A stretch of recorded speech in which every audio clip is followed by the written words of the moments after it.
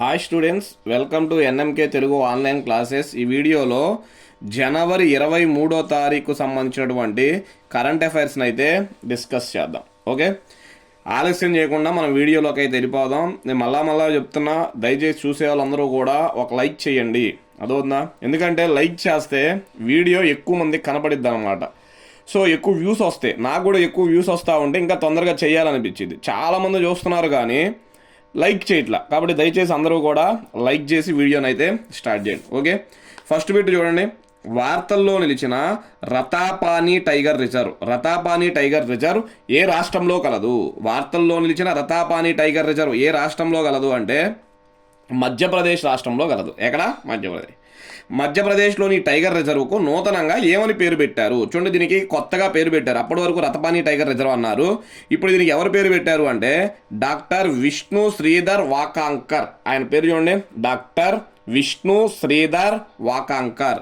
ఈయన భారతదేశానికి చెందిన ప్రముఖ పురావస్తు శాఖ భీంబెట్కా రాక్ షెల్టర్స్. చూడండి ఒకసారి, ఇది గ్రూప్ 2 ఎగ్జామ్లో అడిగాడు. అదవుతుందా? భీంబెట్కా రాక్ షెల్టర్స్ ఏ రాష్ట్రంలో ఉందని అడిగాడు. మధ్యప్రదేశ్లో ఉన్నాయన్నమాట. అదవుతుందా? భీంబెట్కా రాక్ షెల్టర్స్ మధ్యప్రదేశ్లో ఉన్నాయి. దీన్ని ఎవరు కనుగొన్నారు అంటే ఈయనే కనుగొన్నాడు అనమాట. ఓకే, ప్రస్తుతం భారతదేశంలో టైగర్ రిజర్వ్ల సంఖ్య ఎంత? అంటే 58 రతాపాని టైగర్ రిజర్వ్ మధ్యప్రదేశ్. దానికి పేరు మార్చడం అయితే జరిగింది. 2, భారత ఎన్నికల సంఘం ప్రజాస్వామ్యం ఎన్నికల నిర్వహణపై జనవరి 21, 22, 23 అంటే మొత్తం 3 డేస్ అనమాట. మొత్తం 3 రోజుల పాటు అంతర్జాతీయ సదస్సును ఎక్కడ నిర్వహించింది? కేంద్ర ఎన్నికల సంఘం నిర్వహించిందంట. ఎక్కడ అంటే ఢిల్లీ అనమాట. ఎక్కడ? ఢిల్లీ. కేంద్ర ఎన్నికల సంఘం సిఈసి అంటారు, అంటే చీఫ్ ఎలక్షన్ కమిషన్ అనమాట. అదవుతుందా? కేంద్ర ఎన్నికల సంఘం భారత కమిషనర్ అయిన జ్ఞానేష్ కుమార్ ఆధ్వర్యంలో ఇది జరుగుతుంది. చీఫ్ ఎలక్షన్ కమిషన్ అంటే ప్రధాన కమిషనర్ అన్నమాట. చీఫ్ ఎలక్షన్ కమిషనర్ అంటే ప్రధాన కమిషనర్ ఎవరు? జ్ఞానేష్ కుమార్. ఈయన ఆధ్వర్యంలో ఇదైతే జరుగుతుందంట. రాజ్యాంగంలోని ఆర్టికల్ 324 ప్రకారం కేంద్ర ఎన్నికల సంఘం ఏర్పాటైంది. ఇది పాలిటీ పరంగా చాలాసార్లు ఎగ్జామ్లో అడిగాడు. రాజ్యాంగంలోని ఏ ఆర్టికల్ ప్రకారం కేంద్ర ఎన్నికల సంఘం ఏర్పాటైంది అంటే ఆర్టికల్ 324. నెక్స్ట్, కేంద్ర ఎన్నికల సంఘం ఏర్పాటైన సంవత్సరం 1950 జనవరి 25 న్యూఢిల్లీ. ఇది కూడా చాలాసార్లు అడిగాడు. అందుకే మనం ఎవ్రీ మంత్ జనవరి 25వ తారీఖున నేషనల్ ఓటర్స్ డేగా జరుపుకుంటాం. మొదటి ప్రధాన ఎన్నికల కమిషనర్ ఎవరు అంటే సుకుమార్ సేన్ అనమాట. ఎవరు? సుకుమార్ సేన్. ఇది కూడా చాలాసార్లు పాలిటీలో ఎగ్జామ్ స్టాక్ జీకే పరంగా అయితే అడిగాడు. ఓకే, నెక్స్ట్ దాని తర్వాత చూడండి, 3వ బిట్ అనమాట. ప్రపంచంలోనే అతిపెద్ద దాదాపు పూర్తిగా విద్యుదీకరించబడిన రైల్వే నెట్వర్క్ ఉన్న దేశం ఏది? అదవునా? ప్రపంచంలోనే అతిపెద్ద దాదాపు పూర్తిగా విద్యుదీకరించిన రైల్వే నెట్వర్క్ ఉన్న దేశం ఏది అంటే ఇండియా. ఆల్మోస్ట్ మొత్తం రైల్వేలను విద్యుదీకరణ అయితే చేసేసారనమాట. ఓకే, 2025 చివరి నాటికి దేశంలో బ్రాడ్గేజ్ వ్యవస్థలో 99.2% విద్యుదీకరించారు. మొత్తం బ్రాడ్గేజ్ దేశంలో 100% ఉందనుకోండి, దాంట్లో 99.2% మొత్తం విద్యుదీకరించడం అయితే చేశారు. అసలు గేజ్ అంటే ఏంటి? గేజ్ అంటే ఏంటి? 2 పట్టాల మధ్య దూరాన్ని గేజ్ అంటారు. అదవుతుందా? మనకు రైల్వే ట్రాక్ సంబంధించి పట్టాలు ఉంటాయి కదా, 2 పట్టాలు ఉంటాయి చూసారా? ఈ పట్టాల మధ్య దూరాన్ని ఏమని పిలుస్తారు అంటే గేజ్ అంటారు. మనకి బ్రాడ్ గేజ్ అని, మీటర్ గేజ్ అని, నేరో గేజ్ అని, లైట్ గేజ్ అని, ఇలా గేజ్లు చాలా ఉన్నాయి అనమాట. స్టాండర్డ్ గేజ్ అని 5 రకాల గేజ్లు అయితే ఉన్నాయి. అదవుతుందా? Broad గేజీ, standard గేజీ, metre గేజీ, narrow గేజీ, light గేజీ అని ఇలా గేజ్లు ఉన్నాయి. 2 పట్టాల మధ్య దూరాన్ని గేజ్ అంటారు. అదవుతుందా?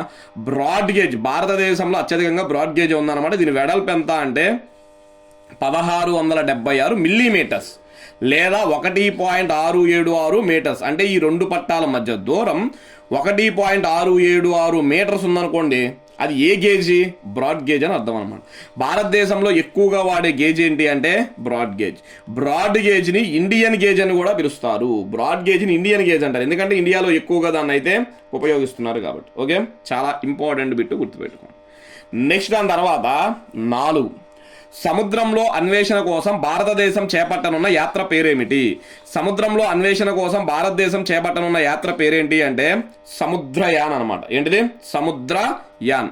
సముద్రయాన్ ప్రాజెక్టును వీలైనంత త్వరగా ఆరంభించేందుకు కేంద్రం అడుగులేస్తుంది. చూడండి, మనకి గగన్యాన్ అంతరిక్షంలోకి అనమాట. అదోనా సముద్రయాన్, ఏంటిది సముద్రం లోపుకి అనమాట. చంద్రయాన్, చంద్రుడి మీదకి చివరిలో యాన్ వస్తుంటాయి. సముద్రయాన్, చంద్రయాన్, గగన్యాన్ ఇలా వస్తున్నాయి అనమాట. సముద్ర ఉపరితలం నుంచి అంటే సముద్రం పై నుంచి 6000 మీటర్ల లోతులోకి, అంటే 6 కిలోమీటర్లను కూడా చదువుకోవచ్చు మనం. అదవుతుందా, 6000 మీటర్ల లోతుకు వెళ్ళి పరిశోధన చేయబోతున్నారు. ఓకే, నెక్స్ట్ మత్స్య 6000, ఇది చాలా ఇంపార్టెంట్. మత్స్య 6000 పేరిట డీప్ వాటర్ వెహికల్ జలాంతర్గామిని రూపొందించారు. లోపలికి వెళ్ళి పరిశోధన చేయడానికి ఒక సబ్మెరైన్ అనమాట. సబ్మెరైన్ అంటే జలాంతర్గామి అంటారు తెలుగులో. దాన్ని అయితే రూపొందించారు. దానికి ఏమని పేరు పెట్టారు, మత్స్య 6000. 6000 అంటే ఏంటి, ఇక్కడ 6000 మీటర్ల లోతుకి వెళ్తుంది కాబట్టి. ఈ విషయాన్ని national institute of ocean technology ప్రకటించింది. National institute of ocean technology ప్రకటించింది. అయితే తొలి దఫాలో 500 మీటర్ల లోతుకి అత్యాధునిక జలాంతర్గామిని తీసుకెళ్లబోతున్నట్లు national institute of ocean technology తెలిపింది. ఒకేసారి 6000 మీటర్స్ లోపలికి వెళ్ళరు. ఫస్ట్ ఎన్ని మీటర్లు వెళ్తారు, 5000 మీటర్ల లోతుకైతే వెళ్తారంట. ఓకే, నెక్స్ట్ చూడండి, 5000 మీటర్ల స్థాయిలో విజయం సాధించాక తర్వాత దశల వారీగా 6000 మీటర్ల లోతుకు చేరుకుంటామని తెలిపారు. ఫస్ట్ 500 వెళ్తారు, అది సక్సెస్ అయిందనుకో నెక్స్ట్ 1000 మీటర్లు వెళ్తారు లోపలికి, నెక్స్ట్ 1500, అలా లోపలికి ఫైనల్గా 6000 మీటర్ల లోతుకి వెళ్తారనమాట. 25 టన్నుల బరువులోకి మత్స్య 6000, అదవుతుందా, బరువులోకి మత్స్య 6000 4077 కోట్ల అంచనా వ్యయంతో 2021లో దీని నిర్మాణ పనులు ప్రారంభించారు. చూడండి, ఇది మొత్తం బరువు ఎంత అంట, 25 టన్నుల బరువు ఉన్న, అదవుతున్నా 25 టన్నుల బరువు ఉన్న మత్స్య 6000 4077 కోట్ల అంచనా వ్యయంతో 2021లో దీని నిర్మాణ పనులు ప్రారంభిస్తే ఇప్పుడు కంప్లీట్ అయిందన్నమాట. Okay, important. నెక్స్ట్ 5 చూడండి, మొన్న రైల్వే ఎగ్జామ్స్లో ఎన్టీపీసీలో గ్రూప్ డిలో ఇవి అయితే అడిగాడు. అండర్ గ్రాడ్యుయేషన్ ఇలాంటి వాటిలో Khelo India inter games, Khelo India games, national games అడుగుతున్నాడు, గుర్తుపెట్టుకోండి. ఖేలో ఇండియా వింటర్ గేమ్స్ ఈ ఏడాది ఎన్నో సీజన్ ప్రారంభమైంది అంటే 6వ సీజన్ అనమాట. ఎన్నో సీజన్, 6వ సీజన్. ఈ 6వ సీజన్ జనవరి 20, 2026న లేహ్లో ప్రారంభమైంది. ఎక్కడ, లేహ్ అంటే ఎక్కడ, మళ్ళా లడాక్ అనమాట. కేంద్రపాలితమైన లడాక్లోని లేహ్లో ప్రారంభమైంది. ఈ క్రీడలను లడాక్ లెఫ్టినెంట్ గవర్నర్ కవిందర్ గుప్తా ప్రారంభించారు. ఈ క్రీడలను కవిందర్ గుప్తా ప్రారంభించాడంట. ఓకే, 2026 ఎడిషన్ 2 అంచెలుగా పోటీలుగా రూపొందించబడుతుంది. మొత్తం 2 దశల్లో జరగబోతుంది. మొదటి దశ అయితే లేహ్లో జరిగిద్ది, లేహ్ అంటే లడాక్. రెండో దశ అయితే గుల్మార్గ్లో జరిగిద్ది, గుల్మార్గ్ అంటే జమ్మూ కాశ్మీర్. మొత్తం ఎన్ని దశల్లో జరిగిద్ది ఇది, 2 దశలు. ఫస్ట్ దశ లేహ్, రెండో దశ గుల్మార్గ్. 21 రాష్ట్రాలు లేదా యూటీలు పాల్గొంటున్నాయి. మొత్తం భారతదేశం నుంచి 21 రాష్ట్రాలు లేదా యూటీలు రెండు కలిపి 21 అయితే పాల్గొంటున్నాయి. నెక్స్ట్ ఫిగర్ స్కేటింగ్ అనే క్రీడను మొదటిసారి ఈ గేమ్స్లో ప్రవేశపెట్టారు. చూడండి, ఈ ఖేలో ఇండియా వింటర్ గేమ్స్లో ఫస్ట్ టైము ఫిగర్ స్కేటింగ్ అనే క్రీడను కొత్తగా అయితే ప్రారంభించారు. ఈ టోర్నీ మొదటిసారిగా 2020లో ప్రారంభమైంది. ఇప్పుడు 2020లో అయితే ప్రారంభమైంది. ఈ ఏడాది ఎన్నో సీజన్ జరగబోతుంది, 6వ సీజన్ అయితే జరగబోతుంది. నెక్స్ట్ దాని తర్వాత 6 చూడండి, ఇది కూడా ఇంపార్టెంట్ బిట్. దోస్తీ వ్యాయామం, ఎక్సర్సైజ్ దోస్తీ అంటారు. అదవుతుందా, మొన్న రైల్వే ఎన్టీపీసీ గ్రాడ్యుయేషన్ అండర్ గ్రాడ్యుయేషన్స్లో ఎక్సర్సైజెస్ అడిగాడు అనమాట. ఓకే, దోస్తీ వ్యాయామం ఎన్నో ఎడిషన్ ప్రారంభమైంది అంటే 17వ ఎడిషన్ ప్రారంభమైంది. భారతదేశం, శ్రీలంక, మాల్దీవులు గుర్తుపెట్టుకోవాలి. చూడండి, భారతదేశం, శ్రీలంక, మాల్దీవుల మధ్య త్రైపాక్షిక, అంటే ముగ్గురున్నారు కాబట్టి త్రై, ఇద్దరుంటే ద్వై అంటారు. త్రైపాక్షిక కోస్ట్ గార్డ్ వ్యాయామం దోస్తీ. చూడండి, దోస్తీ అనేది ఎవరు చేస్తారు, కోస్ట్ గార్డ్స్ అనమాట. కోస్ట్ గార్డ్స్ అంటే సముద్రంలో గస్తీ కాస్తుంటారు కదా, సముద్ర గస్తీ దళం అంటారు. ఓకే, వాళ్ళకి జరిగిద్ది అనమాట. ఈ 3 దేశాల యొక్క కోస్ట్ గార్డుల వ్యాయామం దోస్తీ యొక్క 17వ ఎడిషను ముగిశాయి. నెక్స్ట్, ఇది హిందూ మహాసముద్ర ప్రాంతంలో ప్రాంతీయ సముద్ర సహకారం బలోపేతాన్ని చేస్తుంది. అంటే ఏం లేదు, ఈ 3 దేశాలు హిందూ మహాసముద్రానికి ఆనుకుని ఉన్నాయి కదా, వాటికి సంబంధించి చేస్తున్నాయంట. మాల్దీవులు నిర్వహించిన ఈ వ్యాయామం హోటల్ జెన్లో అధికారికంగా ప్రారంభించబడ్డాయి. చూడండి, ఏ దేశం నిర్వహించింది ఈ ఏడాది దోస్తీ ఎక్సర్సైజ్ అంటే మాల్దీవుల్లో కూడా ఎక్కడ, హోటల్ జెన్ అనే ప్రాంతంలో అయితే వీటిని ప్రారంభించారంట. Okay, important bit. Next 7th one చూడండి, ఈ ఏడాది ఎన్నవ గణతంత్ర దినోత్సవ వేడుకలు జరగనున్నాయి అంటే 77. ఎన్ని, 77.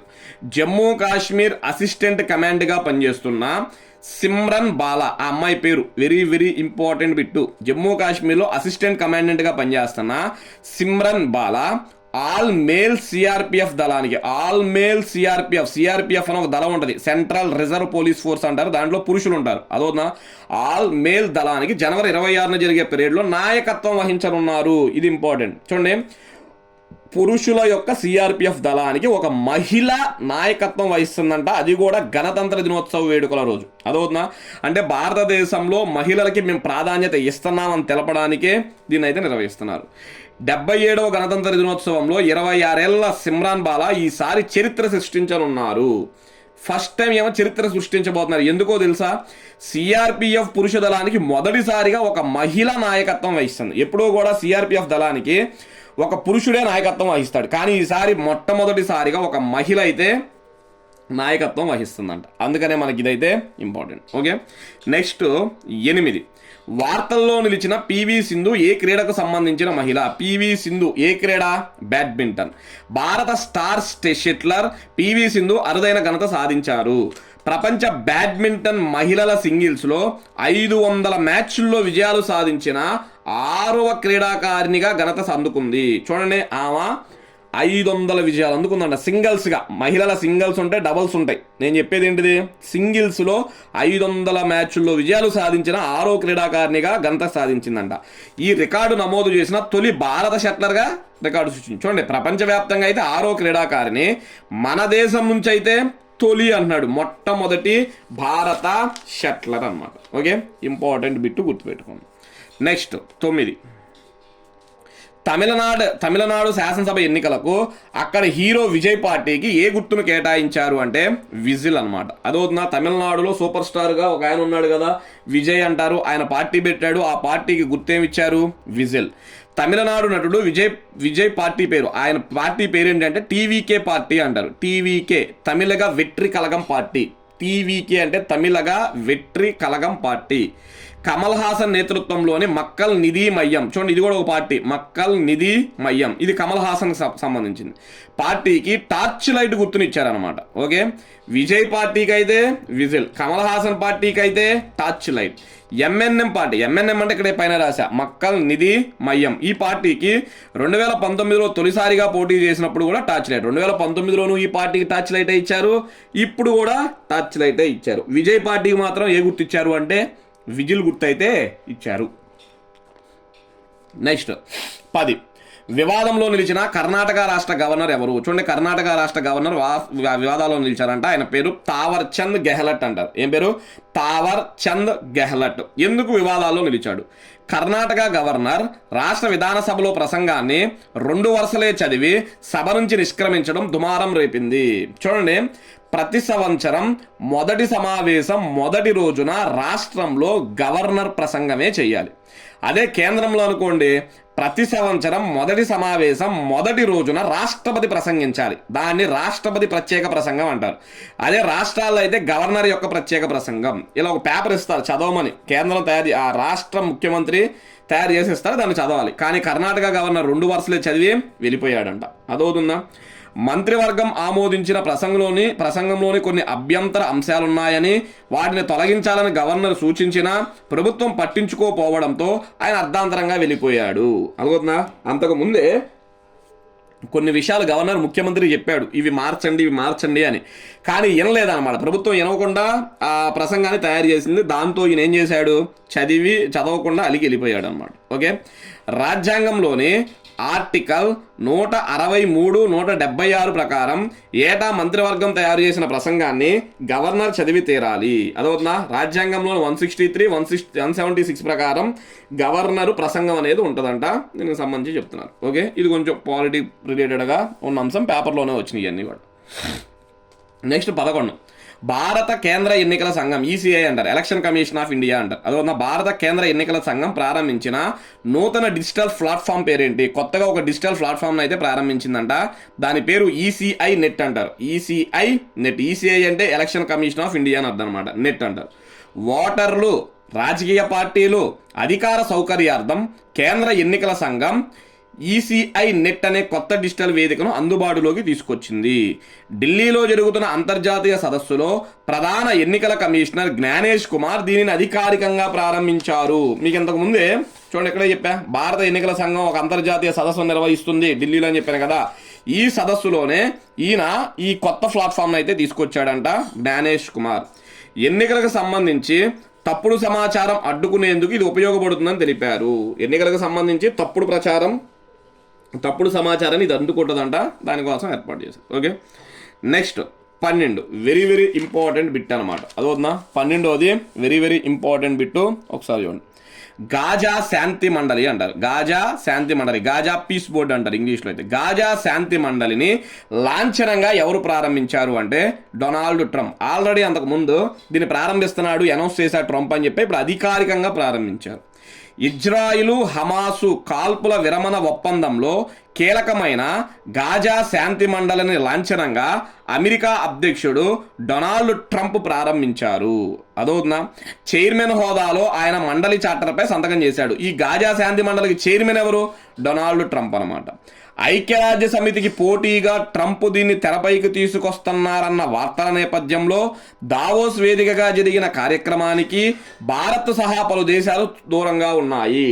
అదవుతుందా, ఈ గాజా శాంతి మండలి అనేది ఐక్యరాజ్య సమితికి వ్యతిరేకంగా తీసుకొస్తున్నాడు, లేదా దానికి పోటీగా తీసుకొస్తున్నాడు అనమాట. అందుకే చాలా దేశాలు వెనక్కి వెళ్ళాయంట. ఈ కార్యక్రమానికి పశ్చిమ ఆసియాలో కీలక దేశాలైన సౌదీ అరేబియా, ఖతార్, యుఏఈలు హాజరయ్యాయి. అంటే ఈ దేశాలు సపోర్ట్ చేస్తున్నాయి, ట్రంప్కు సపోర్ట్ చేస్తున్నాయి అనమాట. అదవుతుందా. నెక్స్ట్ ఈ మూడే కాదు, ఇంకా చాలా ఉన్నాయి. ఈజిప్టు, తుర్కీ అంటే Turkey, Azerbaijan, Pakistan, Morocco, Indonesia, Paraguay, Hungary సహా మొత్తం 19 దేశాలు అయితే దీనికి సపోర్ట్ చేస్తా హాజరయ్యాయి అనమాట. ఓకే, ఈ సందర్భంగా ట్రంప్ మాట్లాడుతూ గాజా శాంతి మండలి అమెరికా కోసం కాదు, ప్రపంచం కోసం అని పేర్కొన్నాడు. చెప్పాను కదా, యుఎన్ఓకి వ్యతిరేకంగా ఈయన దీన్ని ప్రారంభిస్తున్నాడు అనమాట. ప్రారంభోత్సవ కార్యక్రమానికి Britain, China, Russia, Bharat, Germany సహా పలు పెద్ద దేశాలు అసలు హాజరే కాలేదు. దీనిలో చేరాలని ప్రధాని నరేంద్ర మోడీకి ట్రంప్ ఇటీవల ఆహ్వానం కూడా పంపాడు. మీరు దీంట్లో కూడా చేరండి అని చెప్పి మోడీ గారికి ఆహ్వానం కూడా పంపారు. కాకపోతే మన భారతదేశం నుంచి మోడీ గారు అయితే వెళ్ళలేదన్నమాట. ఓకే, నెక్స్ట్ దీనిలో సభ్యులుగా చేరాలని దాదాపు 60 దేశాలకి ట్రంప్ పంపాడు. దాదాపు 60 దేశాలకి ట్రంప్ ఆహ్వానం అయితే పలికాడంట. ఓకే, నెక్స్ట్ ఇక లాస్ట్ బిట్ అనమాట 13వది. నేతాజీ సుభాష్ చంద్రబోస్ జయంతి ఏ రోజున? నేతాజీ సుభాష్ చంద్రబోస్ జయంతి ఏ రోజున అంటే జనవరి 23 అనమాట. ఆయన జయంతిని మనం పరాక్రమ్ దివాస్గా జరుపుకుంటాం. ఏం జరుపుకుంటాం? పరాక్రమ్ దివాస్. ఏ రోజు అని అడిగితే జనవరి 23. 1897 జనవరి 23న ఒరిస్సాలోని కటక్లో జన్మించారు. ఎవరు? నేతాజీ సుభాష్ చంద్రబోస్. నేతాజీ ఇచ్చిన ప్రధాన నినాదాలు వెరీ వెరీ ఇంపార్టెంట్. నాకు రక్తాన్ని ఇవ్వండి, మీకు స్వతంత్రాన్ని ఇస్తాను. అదోనా, మీరు నాకు బ్లడ్ ఇస్తే నేను మీకు ఇండిపెండెన్స్ ఇస్తాను అన్నాడు అనమాట. అదేవిధంగా చలో ఢిల్లీ అన్నాడు, చలో ఢిల్లీ. అదేవిధంగా జై హింద్ అనే నినాదం కూడా నేతాజీ సుభాష్ చంద్రబోస్. నేతాజీ స్థాపించిన పార్టీ పేరు, ఈయన ఒక పార్టీ కూడా స్థాపించాడు, ఫార్వర్డ్ బ్లాక్ పార్టీ అంటారు. ఏమంటారు? ఫార్వర్డ్ బ్లాక్ పార్టీ అంటారు. ఓకే, ఇవి స్టూడెంట్స్ దీనికి సంబంధించి అంటే ప్రధానంగా జనవరి 23వ తారీఖుకి సంబంధించినటువంటి కరెంట్ అఫైర్స్. ఓకే, ఒకసారి క్విక్ రివిజన్ అయితే చేద్దాం. చూడండి, ఫస్ట్ బిట్, వార్తల్లో నిలిచిన రతాపాని టైగర్ రిజర్వ్ ఏ రాష్ట్రంలో గలదు? మధ్యప్రదేశ్. మధ్యప్రదేశ్లోని రతాపాని టైగర్ రిజర్వ్కి ఏమని పేరు పెట్టారు? డాక్టర్ విష్ణు శ్రీధర్ వాకంకర్. భారత ఎన్నికల సంఘం ప్రజాస్వామ్యం ఎన్నికల నిర్వహణపై 3 రోజుల పాటు అంతర్జాతీయ సదస్సును ఎక్కడ ప్రారంభించింది? ఢిల్లీ. ప్రపంచంలో అతిపెద్ద దాదాపు పూర్తిగా విద్యుదీకరించిన రైల్వే నెట్వర్క్ ఉన్న దేశం ఏది? ఇండియా. సముద్రంలో అన్వేషణ కోసం భారతదేశం చేపట్టనున్న యాత్ర పేరేమిటి? సముద్రయాన్. సముద్రయాన్ కోసం తయారు చేసిన జలాంతర్గామి పేరేంటి? మత్స్య 6000. ఖేలో ఇండియా వింటర్ గేమ్స్ ఈ ఏడాది ఎన్నో సీజన్ మొదలయ్యాయి? 6వ సీజన్. దోస్తీ వ్యాయామం ఎన్నో ఎడిషన్ ప్రారంభమైంది? 17. దోస్తీ వ్యాయామంలో ఏ దేశాలు ఉంటాయి? భారతదేశం, శ్రీలంక, మాల్దీవులు. దోస్తీ వ్యాయామంని ఏ దేశం నిర్వహిస్తుంది? మాల్దీవులు. ఈ ఏడాది ఎన్నో గణతంత్ర దినోత్సవ వేడుకలు జరిగాయి? 77. ఆ పురుషుల సిఆర్పిఎఫ్ దళానికి ఎవరు నేతృత్వం వహిస్తున్నారు? సిమ్రాన్ బాలా. వార్తల్లో నిలిచిన పివి సింధు ఏ క్రీడకు సంబంధించిన మహిళ? బ్యాడ్మింటన్. ఇటీవల పివి సింధు బ్యాడ్మింటన్ మహిళల సింగిల్స్లో ఎన్ని విజయాలు నమోదు చేసింది? 500 మ్యాచ్ల విజయాలు నమోదు చేసింది. తమిళనాడు శాసనసభ ఎన్నికలకు అక్కడ హీరో విజయ్ పార్టీకి ఏ గుర్తును కేటాయించారు? విజిల్. ఈయన పార్టీ పేరేంటి? తమిళిగ వెట్రి కలగం పార్టీ. కమల్ హాసన్ పార్టీకి ఏ గుర్తును కేటాయించారు? Torch light. ఆయన పార్టీ పేరేంటి? మకల్ నిధి మయ్యం. వివాదంలో నిలిచిన కర్ణాటక రాష్ట్ర గవర్నర్ ఎవరు? తావర్ చంద్ గెహ్లత్. కేంద్ర ఎన్నికల సంఘం ప్రారంభించిన నూతన డిజిటల్ ప్లాట్ఫామ్ పేరేంటి? ECI net. గాజా శాంతి మండలిని లాంఛనంగా ఎవరు ప్రారంభించారు? Donald Trump. నేతాజీ సుభాష్ చంద్రబోస్ జయంతి ఏ రోజున? జనవరి 23 అన్నమాట.